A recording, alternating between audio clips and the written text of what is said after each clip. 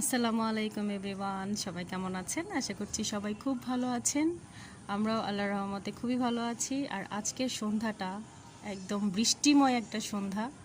বৃষ্টিতে আমার কাছে ভীষণ ভালো লাগে। আজকের ওয়েদারটা একদম ঠান্ডা ঠান্ডা, খুবই ভালো লাগছে। আর আজকে বিকেলবেলা সেজন্য ভেবেছি আমরা কিছু বানাবো। মানে আজকে একটু পুরি খেতে ইচ্ছে করলো, গরম গরম পুরি সাথে চা, খুবই ভালো হবে ব্যাপারটা, খুব জমবে আসলে। তো সেজন্য আমরা এখন পুরি বানাবো। আর আজকের ওয়েদারটা সত্যিই কিন্তু ভীষণ সুন্দর একটা ওয়েদার। সন্ধ্যাটা একদম ভেজা ভেজা একটা সন্ধ্যা, ভীষণ ভালো লাগছে।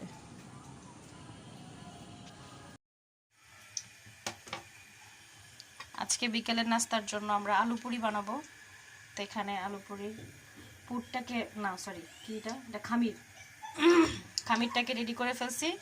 এখানে হচ্ছে ময়দার সাথে সামান্য লবণ তেল দিয়ে সুন্দর করে মাখিয়ে তারপর একটু নর্মাল পানি দিয়ে এভাবে মানে আমরা পরোটা যেভাবে খাই ঠিক ওইভাবে একটা খামির তৈরি করে রেখেছে রেস্টে।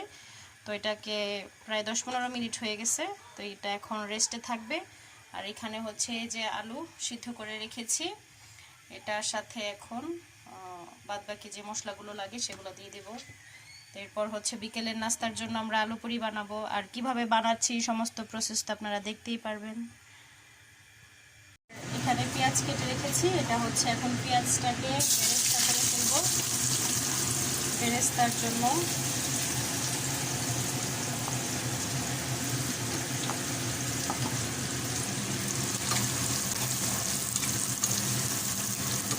পেঁয়াজটাকে বেরেস্তা করে তারপর পুরের ভেতর মানে পুরের মধ্যে বেরেস্তা দিব। তো সেজন্য পেঁয়াজটাকে ভালো করে বেরেস্তা করে নিচ্ছি। বেরেস্তা করা হয়ে গিয়েছে, এখন হচ্ছে আমরা আলুর সাইড করে তারপর দিব। এখানে আলুটাতে মধ্যে নেওয়া হয় নাই, সাইডে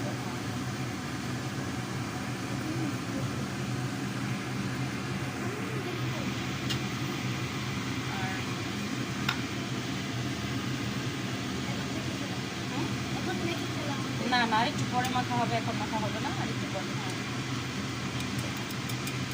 দিয়ে দাও সবগুলো। হ্যাঁ হয়েছে।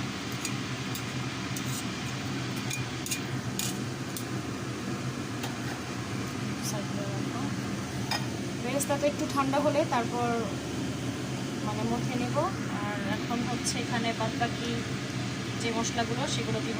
যেখানে গোলমরিচ গুঁড়া আছে, তারপর লবণ, আর এই যে এখানে আছে শুকনা মরিচ গুঁড়া। আজকে কাঁচা মরিচ দিয়ে করবো না, শুকনা মরিচ দিয়ে করবো। যে শুকনা মরিচের গুঁড়া আছে, শুকনা মরিচ মানে এটাকে ঘরে টেলে তারপর ব্লেন্ডারে একটু অল্প ব্লেন্ড করেছি, বেশি গুঁড়া হয়নি। এটা চিলি ফ্লেক্স হিসেবে আমরা ব্যবহার করতে পারবো। এগুলোই আজকে দিব।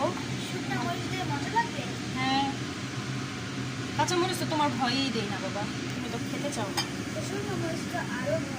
না শুকনা মরিচ অল্প দিব, সমস্যা নেই, বেশি ঝাল হবে না।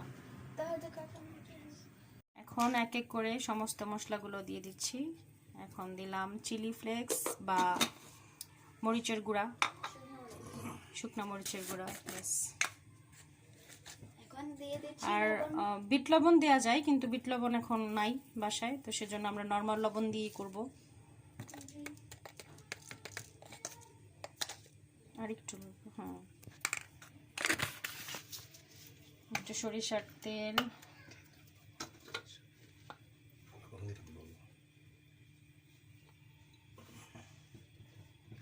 এটা অল্প দিও, গোলমরিচ। হ্যাঁ, আর এই পুরি বানানোতে কালো গোলমরিচটা ব্যবহার করলে এটার ফ্লেভারটা আর স্বাদটা কিন্তু বেশি বাড়ে। তো সেজন্য চেষ্টা করবেন আপনারা সাদা গোলমরিচটা দেওয়ার জন্য, সরি কালো গোলমরিচটা দেওয়ার জন্য। আমি কিন্তু এই যে কালো গোলমরিচই দিলাম আজকে। আর দিচ্ছি একটু সরিষার তেল। সরিষার তেল যদি না থাকে ঘরে, তাহলে আমি যেই নর্মাল তেলটা দিয়ে বেরেস্তাটা করেছি, চাইলে ওই তেলটাও দিতে পারতাম। যেহেতু সরিষার তেল আছে, তো সরিষার তেলটাই দিলাম। এখন খুব ভালোভাবে এটাকে ম্যাশ করে নিতে হবে একদম সুন্দর করে।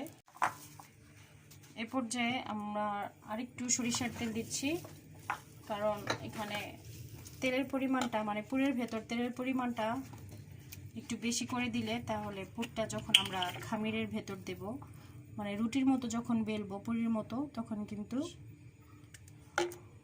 পুরটা ছুটে আসবে না। তো সেজন্য তেলের পরিমাণটা একটু বেশি দিতে হয় পুরে।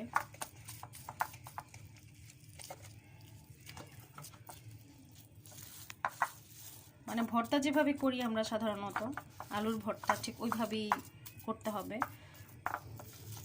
চাইলে এখানে ধনেপাতাও দেওয়া যায়, কিন্তু ফ্রেশ ধনেপাতা আজকে নেই, সেজন্য আর ধনেপাতা দিলাম না।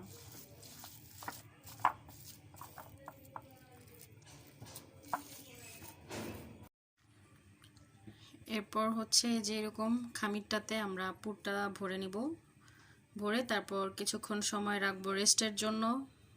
তারপর হচ্ছে এটাকে পুরির আকার শেপ করে বানাবো। এই যে এখানে কিন্তু অলরেডি কয়েকটা করা আছে।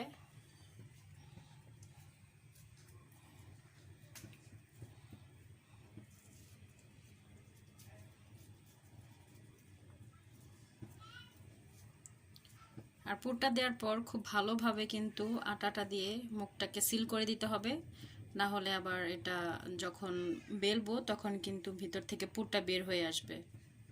আর ভাজার সময় যদি পুর বের হয়ে যায় তাহলে কিন্তু ফুটে আসে, তো সেদিকটাও একটু খেয়াল রাখতে হয়। মোটামুটি আমাদের সবগুলো বানানো কমপ্লিট হয়েছে না? আর তো নাই না?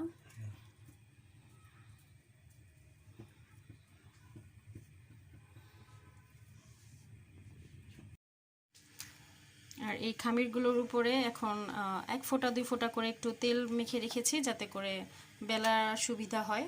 তো সেজন্য এই যে এখানে কিন্তু অলরেডি বেলা শুরু করে দিয়েছি। মানে যতটুকু সাইজ করতে চাই নিজের আন্দাজ মতো ঠিক ততটুকু সাইজই করব, খুব বেশি বড়ও তো আর পুরি হয় না। আর একটু সাবধানে করতে হয় যাতে করে পুরগুলো বের হয়ে না আসে।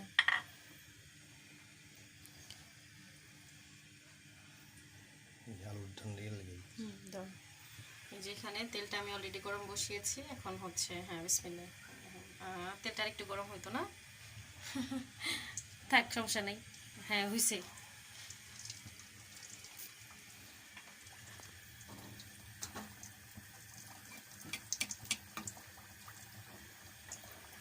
দিয়ে দিলাম প্রথমটা। চাইলে আর একটু পাতলা করে বেলা যায়, কিন্তু একটু মোটা করে বেললে জিনিসটা দেখতে ভালো হয়।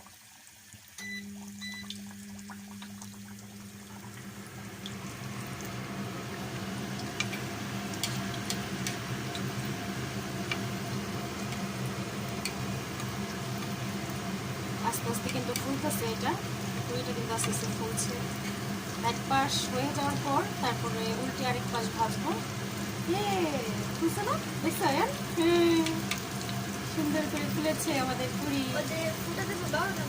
হ্যাঁ, বাবল গাম বেরিয়েছে, ফুটা হয়ে গেছে সেজন্য বাবল গাম বেরিয়েছে। হ্যাঁ, বেরিয়ে গেছে।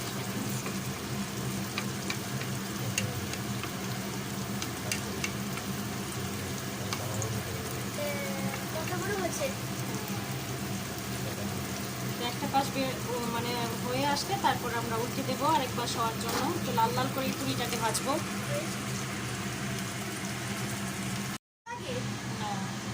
এই তো এক সাইড হয়ে আসার পর আরেক সাইড উল্টে দিলাম। মোটামুটি পুরিটা কিন্তু ভাজা হয়ে গেছে। হ্যাঁ, এটাকে নামিয়ে ফেলবো। তারপরে হচ্ছে যে আরেকটা অলরেডি এখানে রেডি করা আছে, এটাকে এখানে দিয়ে দিবেন।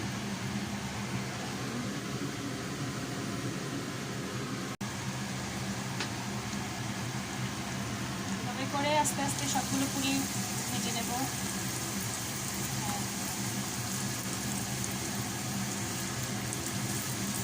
এরকম করে একটু ঘুরিয়ে ঘুরিয়ে ভাজলে পুরিটা ফুলে ওঠে সুন্দর।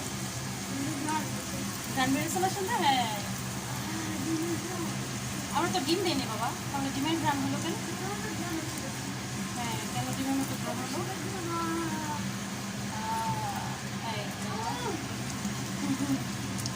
সুন্দর হয়েছে না?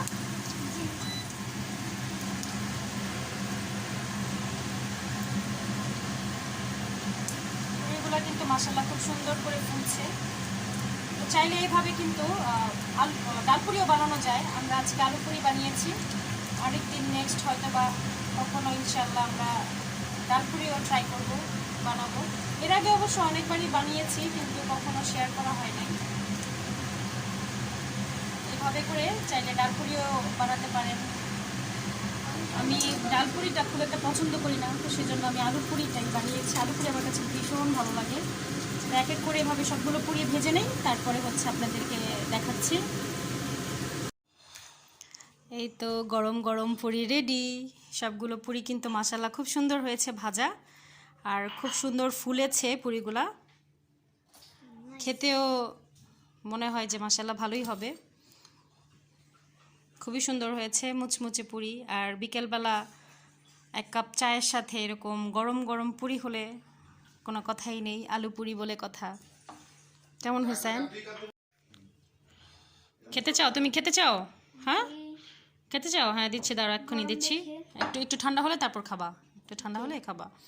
তো আজকের মতো এ পর্যন্তই। সবাই ভালো থাকবেন, সুস্থ থাকবেন, আমাদের জন্য দোয়া করবেন। আমরা আপনাদের জন্য দোয়া করি। আপনারা যে যেখানে যেভাবে আছেন সবাই সবার ফ্যামিলি নিয়ে ভালো থাকবেন, সুস্থ থাকবেন। আল্লাহ হাফেজ।